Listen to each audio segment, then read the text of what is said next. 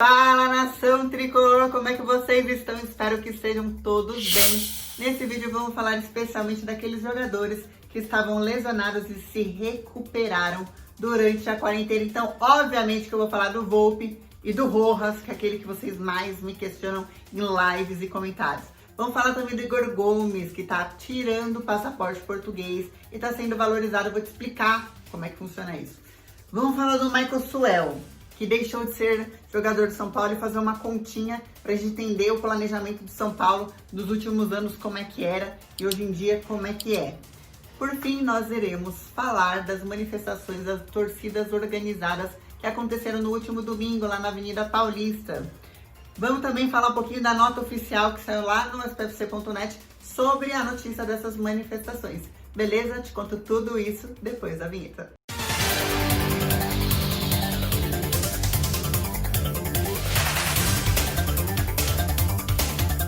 Galera, é o seguinte, então durante a quarentena, quando a gente saiu pra ficar todo mundo isolado em casa, o Thiago Volpi tava com aquela mão fraturada, a gente tava desesperado. O Gabriel Sará tava também machucado, foi um dos primeiros que machucou no ano, que a gente falou, eita, a bruxa da lesão já começou nesse ano. O Valse machucado, é aquele que a gente sabe que é o mais longínquo de todos. O Rojas estava em recuperação, já vinha de uma recuperação muito longa também, há muito tempo. O Elinho estava machucado e o Léo também estava machucado, vamos entender agora. Quando foi o Thiago Volpi, no mês passado ele já colocou nas redes sociais, gente, tô curado, tá tudo certo com a fratura no meu dedo, já tô super bem e agora eu já estou fazendo os treinamentos de goleiro mesmo, os treinamentos específicos para o fortalecimento das mãos, que é um treinamento diferente dos outros atletas. Então o Volpi volta 100% à disposição do Fernando Diniz. O Elinho é outro que também está 100%. E o Léo, não sei se vocês vão lembrar da história do Léo, que foi um entorse numa dividida com o Liseiro num treinamento. E a gente já olhou e pensou assim, putz, tomara que tenha sido o Léo. Nada contra você, Léo, nada mesmo. Mas é que o Liseiro já torceu tanto aquele pé, umas 3 vezes no mesmo pé. Ele já machucou tanto que a gente falava, meu Deus, mais um machucado no entorse, quem é que vai sair dessa? E aí o Léo já tá 100% do entorse também que ele tinha no tornozelo, à disposição do Fernando Diniz. Depois veio o Gabriel Sará. O Gabriel Sará estava com problema no dedinho do pé, naquele dedinho mindinho, aquele que você bate na quina ali do móvel e dói pra caramba.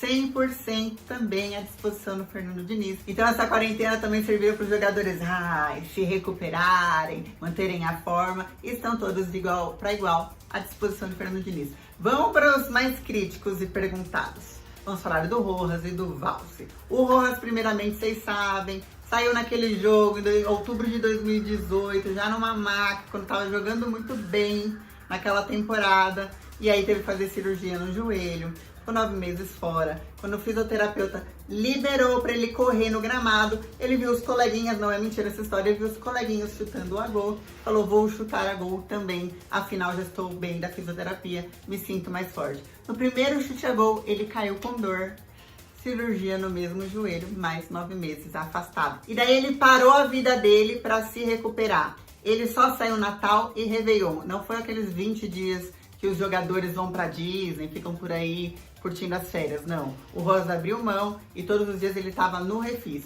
Só teve ceia de Natal e de Réveillon realmente com a família. Então palmas pro Rojas, porque quando foi fevereiro, ele já tava muito bem. O Fernando Diniz falou, olha, eu tô vendo que você tá... Palmas pro Fernando Diniz também pela postura. Eu tô vendo que você tá em cima aí do negócio. Eu vou te colocar na Libertadores, tá na lista dos jogadores, porque eu sei que lá na frente você vai conseguir jogar. Isso é uma motivação para você ir bem. E aí veio a quarentena, ele continuou podendo ir ao Refis em momentos isolados para fazer fortalecimento muscular. Em abril passou por um novo exame, onde foi constatado que tá tudo ok, muito otimismo, tá positivo, a lesão tá considerada sarada.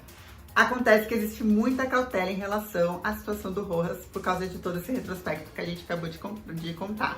Então a perspectiva do departamento médico é que agora em junho, que aí os jogadores dessa semana estão passando pelo teste do Covid e logo vão voltar a treinar. É que agora em junho ele já consegue voltar a treinar, porém com cautela, ainda fazendo um fortalecimento especial. Então todo mundo de olho no Rojas, mas tá aí. Parabéns, hashtag parabéns, Rojas. Muita força para você, que essa seja a sua temporada, o seu retorno. Lembrando também, já que eu tô falando dele, que o contrato dele terminava agora no finalzinho do mês, no final de junho. E aí o São Paulo vai renovar até dezembro e vai falar, meu, tome tempo aí, mostre seu futebol, porque a gente sabe que você tá afim. Vamos finalizar falando do Vals. Queremos que você fique bem, cara. Contamos com você, já te digo por quê. O Vals foi um negócio meio... Tava para ser vendido lá pro Red Bull Bragantino, né? Tava aí no radar também de times de fora. Ia, por exemplo, se fosse o Bragantino, ia acabar lá na Alemanha por empréstimo, enfim. E aí ele sofreu um rompimento, tava indo para a seleção olímpica, etc. Um rompimento no joelho, nos ligamentos do joelho, e teve que passar por cirurgia. E aí são de 6 a 9 meses, depende da recuperação do atleta. Então, durante esse tempo de quarentena, ele continuou fazendo fisioterapia, continua ainda nessa fase de transição, mas não está nem perto ainda de chegar aos gramados, por exemplo, para correr. Então é o único que ainda não se recuperou apesar da quarentena, mas muita força porque a gente quer você de volta, Vals. Vai que São Paulo inventa de vender um Arboleda. Só pode vender zagueiro quando o Vals voltar, porque eu acredito muito nesse menino. Força, Vals! Vamos falar um pouquinho do Igor Gomes, que tem contrato com São Paulo até dia 31 de março de 2023. Recebeu aumento salarial aí nesse último ano, porque começou a ser um jogador importante, né? Daqueles decisivos entre jogo para compor elenco. Muito bom.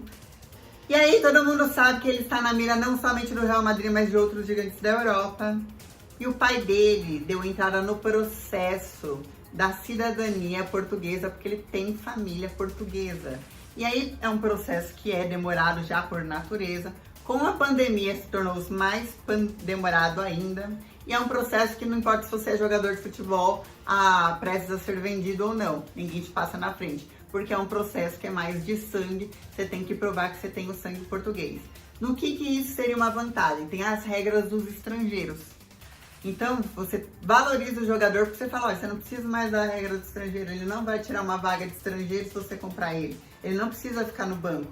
Por quê? Porque ele vai ser naturalizado, ele vai ter dupla cidadania, ele vai ser um europeu. Então, vocês podem ficar de olho nele sim. Então, esse processo que o pai dele entrou, valoriza o passe do Igor Gomes. Lembrando que nos bastidores do São Paulo estão falando que uma proposta deve chegar agora quando abrir a janela do Real Madrid, que gira em torno de 45 milhões de milhas, que dá em torno de 303 milhões de reais na atual cotação, que as moedas estão tudo uma loucura pelo que aconteceu com a pandemia.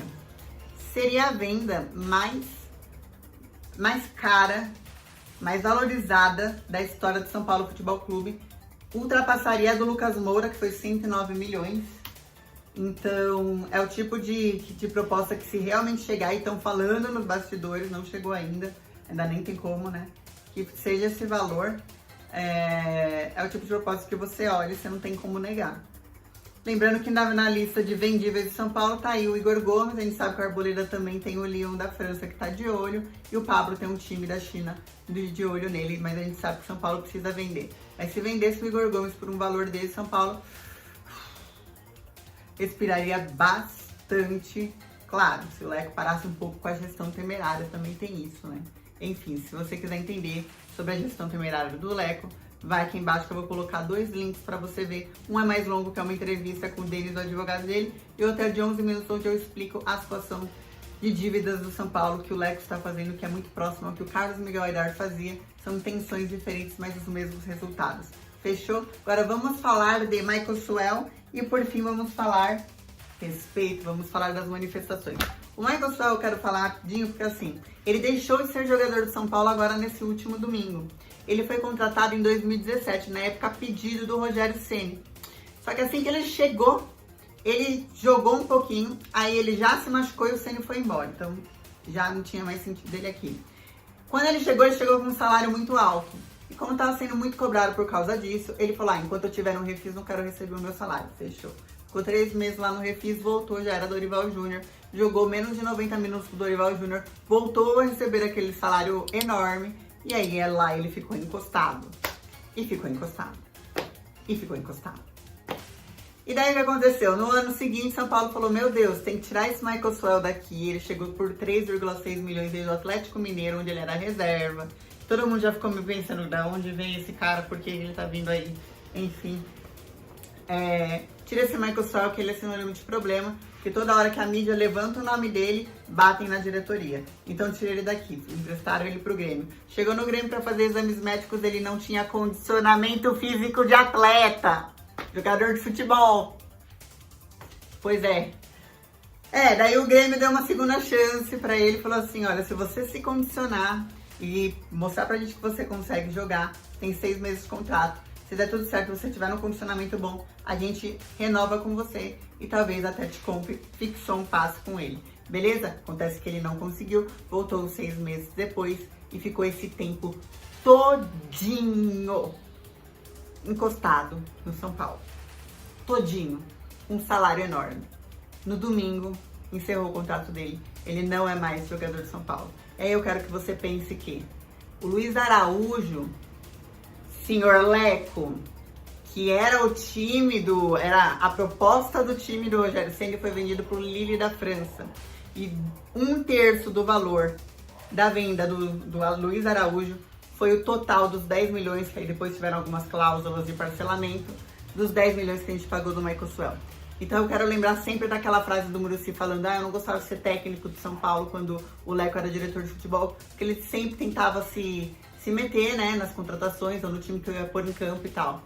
E tá aí, tinha o Rogério Ceni, com o David Neres, com o Luiz Araújo, fazendo um time pra frente. Venderam 7 jogadores em 6 meses, um deles foi o Luiz Araújo, e trouxeram o Michael Suel, que até domingo a gente pagava um salário enorme pra ele. E eu tenho certeza que a gente não conseguiu pagar todo esse salário nos últimos 3 meses, porque eu reduzi o salário pela metade por causa da pandemia. Então espero que esse cara ainda deve entrar na justiça.